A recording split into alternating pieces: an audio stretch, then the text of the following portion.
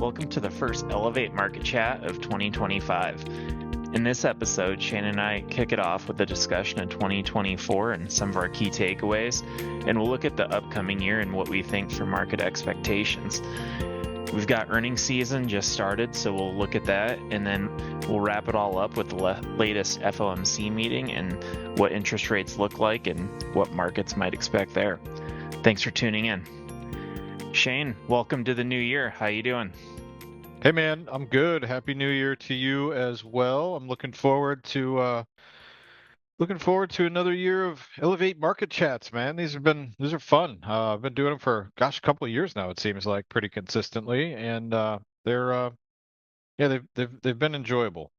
Yeah, it's amazing how time flies. So always nice to get on here and just share our thoughts on markets, managing money and all that stuff. So it's good. But And you were yeah, you were sharing with me that we've got some I don't know what you call it, listenership, or it's not viewership because nobody's watching us anymore. No more video with it, but it's kind of like all over the place, man. People in different parts of the country are tuning in and checking it out on a pretty regular basis. I'm always I wish we got a little bit more interaction from you folks out there. So I wish we got a few more questions, because I know there's things that we say that are like, wait, what are you talking about? You said this the other day, and now you're saying this. What do you mean? How do, I like being called out because it helps me to kind of contextualize my thought processes a little bit better. And sometimes turns out, maybe I'm not thinking clearly. So I invite all of you listening to send us questions and feedback and criticisms, hopefully politely worded ones.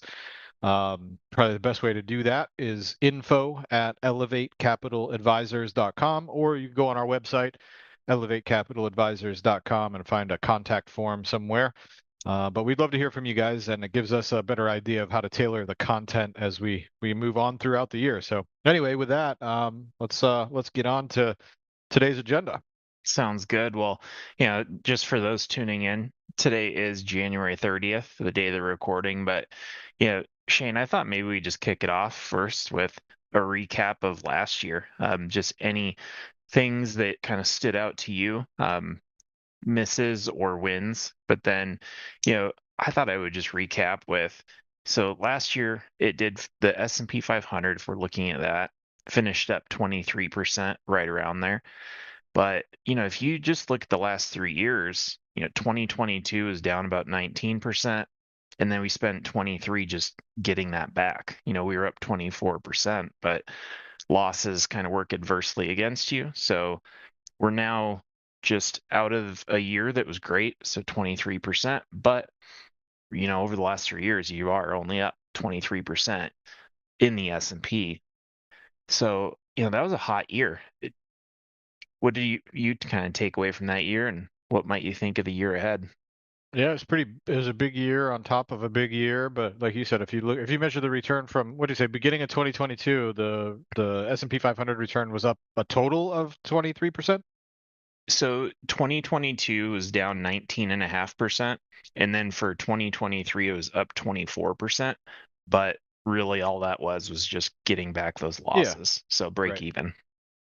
Well, but I'm saying, what's the compound annual return from the beginning of 2022? Did you give that number? I did not give that number, but let's just say you had $1 3 years ago. Today you would have $1.23 if you bought the S&P 500. Oh, yeah. So compound annual return is 23%. Uh, Divided by 3 years if you want to just do it simply, right? So call it 7.1 or 2% a year is the Yep. average, right? Annual return. That is not really that great. Um, I mean, it's pretty much in line with what you would have gotten in the stock market since the year 2000. So I guess that's par for the course here. Beyond the 1900s, I was actually telling our kid the other day that mom and dad were born in the 1900s. Because when were you born? Well, back in the 1900s, son. So that was pretty funny. But yeah, man. I mean, last year, the only thing I can say is stocks went up. You know, despite m- plenty of fundamental economic backdrops and reasons to be bearish, stocks went up anyway. Uh, that said, it was not all stocks. Most stocks actually didn't go up. It was just a few of the biggest stocks that went up, and that carried the market indexes with it. So I think the breadth of strong performance was very weak, objectively, and stocks are now very, very expensive because earnings have not been growing as fast as stock prices. In fact, in many cases, earnings are shrinking, even though the prices are going up, which means, each stock is less and less valuable or more and more expensive, however you want to look at it. Um, so I would assume that eventually that is going to resolve itself, whether that happens in early 2025 or maybe not till 2026 as anybody's guess. I don't have a crystal ball and no magic insights as to when that will happen, but I have no doubt that it will. And I think that, given where we are from a valuation standpoint, I think people who are buying stocks here and planning to hold them for 5 or 10 years, I think if you're buying the Nvidias of the world today and you come back and call me in 5 years and tell me how that worked out for you, I think you'd be happy to be flat, to be honest. These stocks are effectively pricing in many, many, many years of future cash flow. I mean, Yeah. in some cases, 25, 30 years of projected future cash flows is what you're paying for today. And Yeah. so I think it's hard to make a lot of money in stocks when that's the valuation framework. And then Shane, I know so we've talked about the equal weight S&P, which is just evenly 500 stocks, and that's many sectors. And now you're kind of talking about in the S&P 500, we know those names, Nvidia, Apple, that were really kind of leading the course and are very overvalued. Do you think that there's opportunity now, maybe in kind of a stock picker's market, that money will rotate into some of the lower valued stocks, maybe bringing that equal weight index up? What are you kind of thinking of that?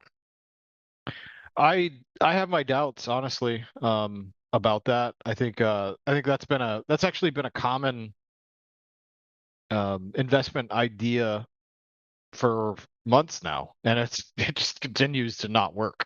So I'm more of a momentum guy myself, where I would prefer to buy things that are working, not anticipate those things stopping working and things that aren't working beginning to work. I don't see any reason to try and pick those moments, and so eventually, yeah, someday that'll happen where the other 493 stocks are actually doing better than the Magnificent Seven or whatever. The catalyst for that is, I think, unclear at best, and anybody who tells you they know what's going to happen is obviously a charlatan and not being honest.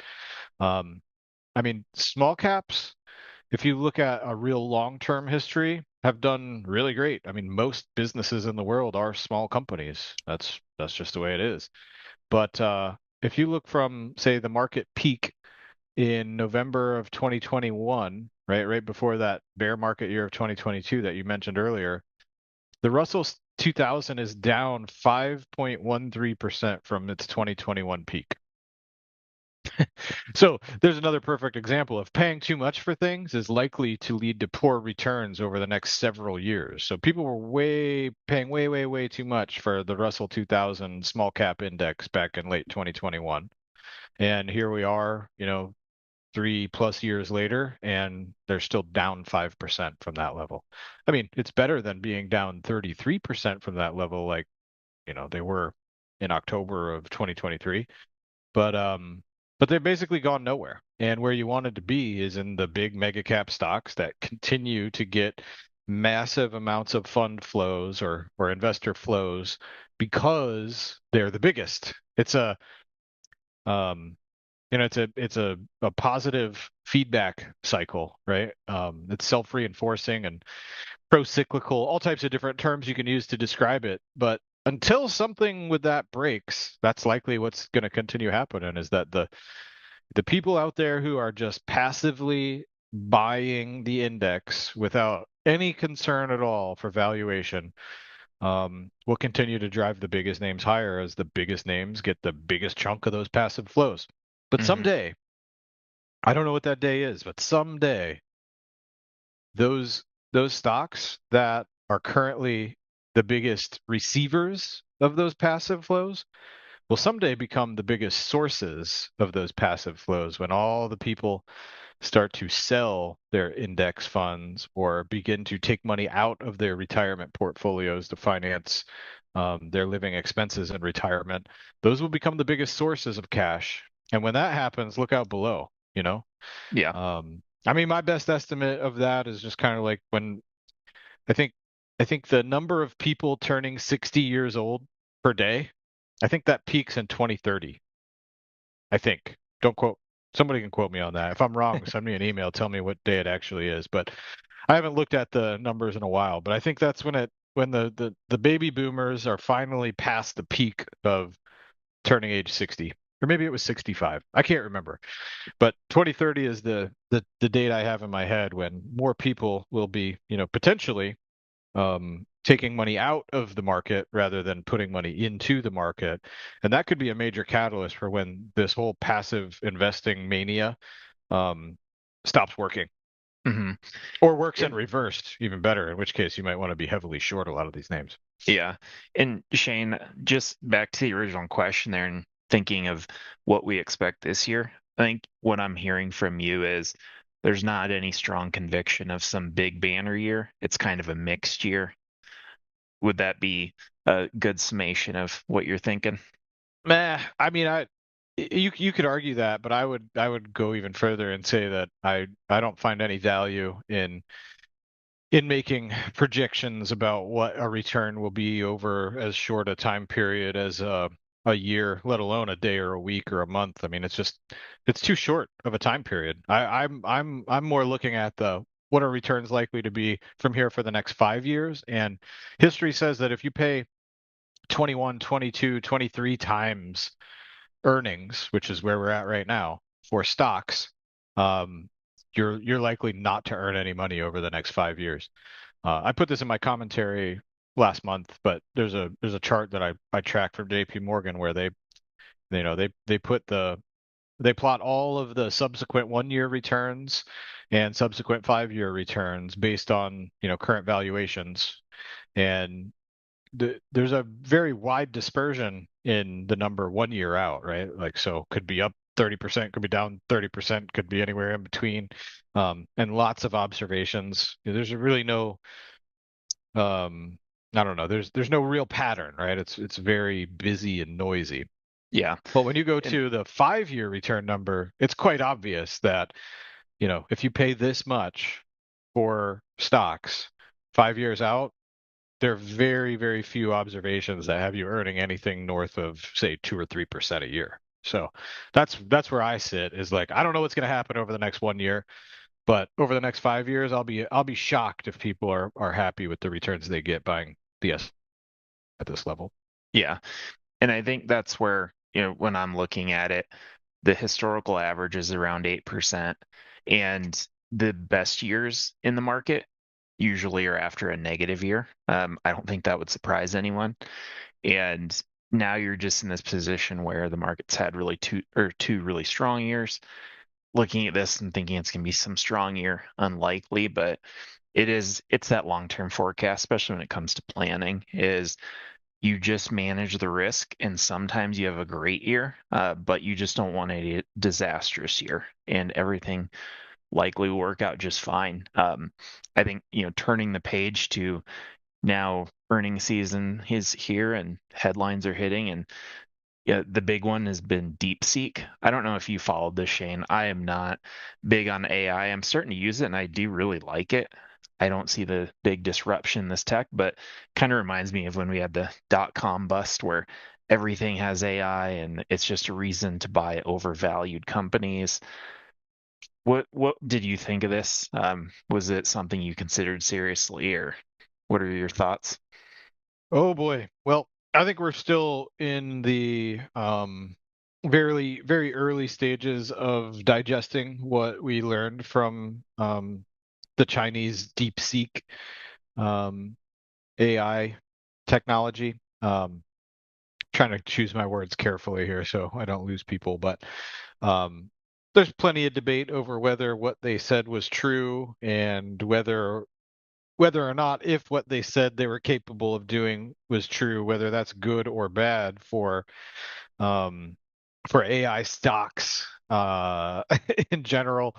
Um, so I think the jury's still out on what DeepSeek is going to mean, for AI stocks. And I mean, what is an AI stock even? Like that, that's a whole different conversation. Because there are so many different ways to play, the current situation in AI. Like, I mean, everything from power generation and nuclear companies, right, that are going to need to supply a lot more energy to companies like NVIDIA that make and sell the chips that all the AI runs on, or Microsoft and Amazon and Google that sell all the cloud computing and storage, um, of data and how to run all of these different algorithms and programs.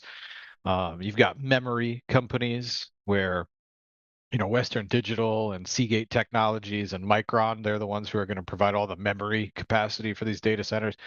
Like there's just so many different ways to play the AI market that like saying DeepSeek is bad for AI is like what what does that even mean, right? So I, I what I think is interesting is that if what if you so do you believe what comes out of China? I don't know. There's a lot of things that come out of China that I don't believe. There's also a lot of things that come out of the United States government that I don't believe either. So, not government you don't trust either way. But um, it's interesting to me that this whole thing comes out right as the Chinese TikTok, right, ByteDance is being banned, right? So maybe China is just looking for a new way to get Americans to give them all the data that they want about us. So that's interesting to me. That's like my tinfoil hat conspiracy theorist coming out. But ultimately, as it impacts the market, I don't think we know yet. Nvidia is down 20% from its highs on January 24th to the lows where it was today. At So it dropped from, gosh, what was this? It dropped from about 150 bucks a share to about 117 a share, pretty much overnight. Because what DeepSeek was claiming was that they were able to basically recreate what OpenAI has done with ChatGPT for like 1/100th of the cost. So what that would imply is that, well, gosh, people need a lot fewer chips from NVIDIA in order to create this technology. They just need to be a little bit more efficient with it, and copy what DeepSeek has done. But many people don't believe that, the cost was actually that low. Many people believe that DeepSeek actually was able to acquire NVIDIA chips that they're not supposed to be able to get due to United States export sanctions. And they just don't want to say that they got the NVIDIA chips that they're not supposed to get for fear that people will look more closely at how to prevent them from getting more of them in the future. So, maybe they did it with this low of a capital expenditure, or maybe they didn't. And then there's the argument that they trained their AI models on ChatGPT and OpenAI's research and algorithms. So they basically stole, all the stuff that was created using billions and billions of dollars worth of NVIDIA chips. And so without that spend, then they wouldn't have been able to do it so cheaply if they were able to do it so cheaply, which we still don't know. Um, and then you've got a whole different avenue that says, well, geez, if DeepSeek was able to do what they were able to do with 1/100th of the expenditure, imagine what Microsoft and Google and Meta and Facebook, all these companies are going to be able to do with the amount of billions of dollars that they're spending. Maybe they'll be able to do something even cooler, than what we were all projecting before. So maybe those companies are even more valuable. I mean, I don't know. To me, we just don't know yet. But if it turns out that DeepSeek is not lying, that they were able to basically create an open AI software technology for 1/100th the cost, then at minimum, Microsoft and these other people who have spent NVIDIA chips have grossly overpaid for them. Um, and Microsoft says they're planning to spend $80 billion this year on data centers. So maybe they don't need to spend that 80 billion, which from my perspective, that's good for Microsoft because as an owner of Microsoft, I would rather they send me that $80 billion in the form of share repurchases or dividends than spend it on NVIDIA chips that maybe they don't need. So, there are so many different things to consider that I couldn't tell you. It seems like an overreaction in the short term, but maybe an underreaction in the long term. If just depending on how things play out. So I know that's not really a good answer, but I just don't think we have enough information to say like, hey, is this really a concern or not? What I do think we have to get used to is the fact that competition is coming. It's coming from all over the world, and it'll either expand the market and make it all grow faster, or it will bring down some of these high flyers and make it less of a winner take all mentality where like Nvidia is the biggest winner in AI hands down. Maybe there will be other opportunities for other companies to come in and start to eat away at their profit margins, right? So a Yep. company with big profit margins is always in the bullseye, right, of every other company. Like that profit margin is the other company's opportunity. If I can get in there and do something similar for just a little bit less expensive, then I'm gonna take some of your business and eat some of your profit margin away. So I don't know, man. It's tough to say. What I can tell you for sure, though, I think I'm pretty sure of this is that what you heard about the $500 billion Stargate program is total nonsense. That that I do think is total nonsense because I looked at it. The companies that are supposedly going to spend $500 billion in the next 4 years on AI build outs in the United States of America, I think have like a combined $20 billion worth of assets on their balance sheet. So I don't know where Yeah. the other 480 billion is going to come from, but they don't have the money they claim to have right now. I can tell you that much for sure. Yeah, definitely some aspirational plans. And I think this all highlights one thing is that you mentioned it. When profits are really good on a certain technology or sector, natural market competition is going to come in and narrow those margins. Yep. But then also, when you get a stock that gets overvalued because of those margins, you're going to experience some volatility when they get up to those high levels. So, Yeah. something to be aware of. With earnings season out, have you noticed anything else, just common themes or anything that has stood out to you? I'm sorry, could you repeat that? I didn't catch that. Yeah, just with earnings season upon us, any other themes or news that stood out to you for, kicking off the year? No, not really. We're just now getting some of the biggest names coming in. So Microsoft was last night, Meta was last night, Tesla was last night. Um, I didn't notice like a common theme yet across those businesses. Um, I mean, the numbers were relatively disappointing for Microsoft. They had less growth in their cloud computing segment than the market wanted. So that stock came down. Tesla, like their net income went down by almost half because they're selling their cars for a lot less. As I think everybody knows, they've just been cutting price and cutting price and cutting price, and they were able to cut less than they thought in the form of costs. So their revenue's coming down and their costs aren't going down by fast enough. So their net income literally went from like 15 billion to like 7.5 billion. So cut in half from last year. So that's terrible. Tesla's like one of the most expensive stocks in the entire market, and I don't think has any path to being valuable. Certainly not on the backs of selling cars. They will have to do something else in order to justify their current valuation, Hmm. which I don't. I just don't. I don't see it to be honest. So, um, So yeah, I haven't really noticed much of a theme developing yet. I think on a rate of change basis, Meta wasn't very good. I mean, they reported great numbers, but they're, some of the rates of change are slowing, so growing faster, now is still growing, but growing a little slower. I think that might be the common theme that we see develop is just that, slower rates of change slowing down a little bit, which usually leads to lower stock prices. Because you're willing, like we don't look at growth and value as separate things. At least I don't. I look at growth as a component of value. If something's growing faster, then it's more valuable. And so something that's growing slower is less valuable relative to when it was growing fast. So I think that might be something that we're going to finally see develop and maybe have the market pay attention to. But kind of going back to one of your other questions that you had asked earlier, it's like I'm a momentum guy, man. If the momentum's going, like we're just going to stick with it. I don't need to try and anticipate the turn. I will see the turn happen, in the form of lower highs in whatever time series I'm looking at, and that's our cue to kind of back off of the long side a little bit. So for now, momentum's doing its thing, and we're gonna stay long the things that we're long.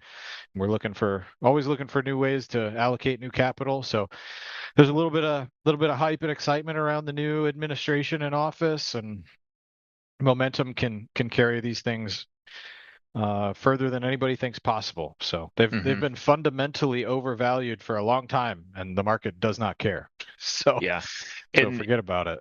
I am or in alignment with you there, where I've never kept up with headlines and used that as much. I just look at charts and I'm looking, and there's stocks that have some nice trends. And as long as that continues, you can ride that trend. And when it turns, you just use your exit point and you get out. But yeah, it's there. So Yeah, I, I was telling somebody not too long ago, like I can be fundamentally bearish, like extremely bearish. Everything I look at in the economy is like stupidly overvalued and makes absolutely no fundamental sense whatever.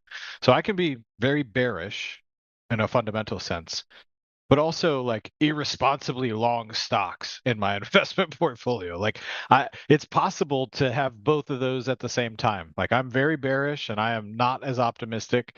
But the stocks keep going up, so it's like the only reasonable thing to do is buy them and um maintain a trailing stop loss to get yourself out when the tide finally turns and everybody else starts to realize what you've been looking at under the hood the whole time. But it sometimes takes years for that to happen. So, mhm. like I And said, I don't make predictions over short periods of time because I just who knows, man. Things can keep going for way longer than I think possible.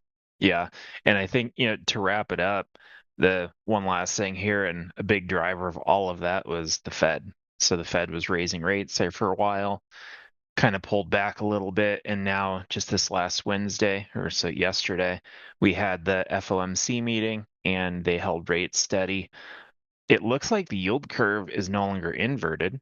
Um, Good for banks maybe, but there's still just a drag, I would think, on the economy in terms of rates at zero means you can get free money and buy a lot of assets, make those prices go up. High rates means the opposite. Any takeaways from that press conference? Yes. Yes. Like what a bunch of bozos. That's my takeaway. My goodness. Anybody who's been reading our commentary for any length of time know that inflation is not really falling. It's well above the Fed's expectations or target at 2%. Over the past several months, it's actually been climbing. Um, which we've documented. I mean, just go read our commentary. The lowest that the CPI rate got was 2.4% on an annual basis in September. Um, so that was the lowest number. That's not 2%, that's 2.4%. And October was 2.6, November 2.7, December 2.9. Some might call that an uptrend, I don't know. But doesn't seem to me like some would say disinflation has stalled. Okay, fine. Um, Whatever. None of that means that prices are going down, right? Hmm. Prices have climbed. Prices are much higher than they used to be. There is no deflation in sight. Like prices aren't going to go back to where they were. Wages haven't kept pace really with inflation since it started rising.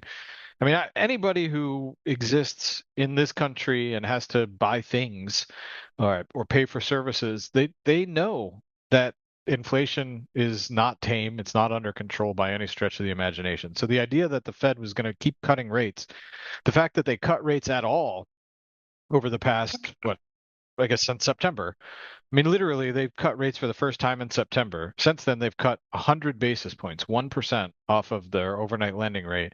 And every single month since they started cutting rates, inflation has climbed on an annual basis. So I'm just like, I, how do these guys, how do they talk with a straight face about how they're focused on tamping down inflation and bringing it back to their 2% target? I just don't know how they can say that honestly, to a camera or a room of reporters when they just, I mean, I just don't know how they can do it. Like I'm at a total loss for words. It blows my mind. Um, so I think that's amazing. And they even took out a statement. So they put out a statement after each of their meetings, and of course, one of their meetings concluded last week, and they used to say that inflation has made progress toward the committee's 2% objective, but remains somewhat elevated. Well, they took out the whole part about has made progress toward the committee's 2% objective, and now the line just says inflation remains somewhat elevated. So they've acknowledged it through their written statement that they know that there's no progress being made toward the 2% goal. When Fed Powell or Chair Powell was asked about it, he was like, "Oh yeah, we were just reworking some language. You're not supposed to read into that." I was like, "You got to be kidding me!" And then this guy in his press conference went on to say, "This blew my mind." But he says, um, let's see, he described the Fed's policy rate as having a restraining effect on the economy. Well, first of all, before I give you the quote, go back and read one of my commentaries where Stanley Druckenmiller said very clearly, like, where do you see the restraint? Bitcoin's at all-time highs, stocks are at all-time highs, gold's at all-time highs. What are you talking about? Where is the restraint happening? But Powell said, you really just have to look out the window and see how your policy rate is affecting the economy. And I think what we see is it's having meaningful effects in bringing inflation under control. I don't know what window this guy is looking out of, but it is not one in the United States of America. Like Hmm. I don't know where this guy he must be in Davos still or something. I don't know. But these guys are just I don't know. They're so crazy. And you know, I know I'm sure we have some Republicans and people who are very happy with Trump being in office and all that kind of stuff. Fine. But the guy is out of his mind if he thinks that cutting rates is going to help anything other than inflation. So, during yesterday after this Fed press conference, Donald Trump was out on his Twitter feed or whatever. He said Fed has done a terrible job on bank regulation. Trump said we'll cut inflation by unleashing energy production, and he's publicly said that he's going to he's going to demand that Jerome Powell cut interest rates. So I don't know, man. I mean, if they start cutting rates, inflation's only going to go much, much, much higher. So I don't think that's going to be good in the long run. It'll be good for asset prices for a while. So like if you own real estate and you own gold and you own stocks, higher inflation's great. Only up to the point where everybody else in the world says we no longer want your dollars because they are worth nothing. There's too much inflation in your currency, and we don't want it anymore. Once that happens, even the wealthy people who have all their assets in dollar denominated things, that's when everybody gets a massive nasty adjustment to their net worth. So Yeah. there's a limit on how much inflation can help asset prices go up because all the rest of the people in the world will say, nope, we're done. Hmm. Yes, it's interesting, and it's always one of those things where trying to be a macroeconomist, look at the Fed and manage your stock portfolio and everything on that, it's challenging at best. Definitely just manage the risk, trends up on stocks, but inflation, we'll see. I mean, I'm surprised that oil has not really gone up. It's kind of been sideways for the last few years. So that's one positive on inflation, but everything else definitely seems to continue higher, and there's just a limit where you can't do it anymore. You mentioned something important, and I know we're probably over time here because I always have a lot to say. I'm sorry about that, but a lot of people think that, oh, Trump's back. We're gonna let's buy energy. Energy is gonna be a good place to invest because he's gonna remove all the regulation and so on, and like let's buy energy stocks, and oil's gonna go up, and you know it's the exact opposite of what will happen. So if you say drill baby drill and you open up all of the places in the United States for drilling oil, which I think absolutely you should do, um, there's going to be more oil, not less oil. And supply and demand says if there's more oil, the price is going to go down, not up. Hmm. And it's kind of funny, like people like Biden, when they're in office, are actually good for the price of oil because they're promoting all types of other green energies, which are just kind of silly and that's a whole different matter. But they're like not even economically viable, right? Which is why they require so much subsidy.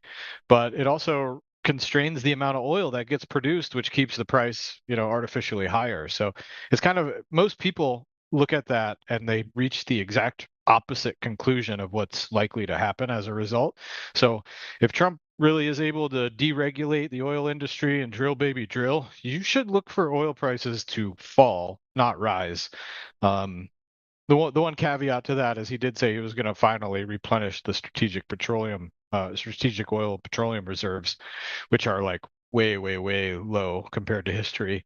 So maybe the United States government, as a major buyer of some of that extra oil, will keep prices, more stable. But so I'm not saying oil is going to crash or anything like that. There's anytime you get into commodities and economic analysis, it's never just one thing, right? There's no like all else equal because all else is never equal. So, which is also why, Kyle, you mentioned economists and all that macroeconomics being very difficult. There's a reason that you never hear about macroeconomists being the richest people in the world or the best traders in the world, is because that that kind of analysis is, while interesting, does not lead you to the best investment opportunities. No, but they do write really good articles. So, it's fun to get lost in that and And listen to what you some really need, smart sounding people. you ever heard the joke like what we need is a one-handed economist? Because they're always saying, well, on one hand, it's this, but on the other hand, it's that. They never actually just like take a stance. They just say, well, here's what could go wrong and here's what could go right. So Yep. when you find a one-handed economist, maybe you got something. Yeah. So I think the big takeaway from all this is manage risk. Predicting stocks is a very big endeavor. And if you're looking for the government to save you, that's a problem, no matter what the political party. Just it's all noise. So, Yeah, don't predict, prepare, right? yep. You prepare. You manage the risk, like Kyle said. You know your exit strategy, you know when you're going to get out of stuff, and then you just do it, right? If you're right, great. If not, get back in and do the same thing. Say, gosh, I was wrong. I'm getting back in, and I'm going to keep my eye on the door, though. You got it. So, well, Shane, I think we're just a little over time, so we'll go ahead and end it here. But yeah, our next recording is going to be February 20th, so looking forward to that. But it's going to be a good year this year, so looking forward to this, and thanks for your time. All right, man. See ya. Thank you. See ya.